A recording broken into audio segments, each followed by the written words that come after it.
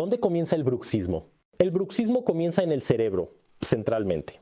Si no sabes sobre la fisiopatología del bruxismo, tengo una formación completa para ustedes sobre eso, para hablar sobre el bruxismo y explico esto en detalle.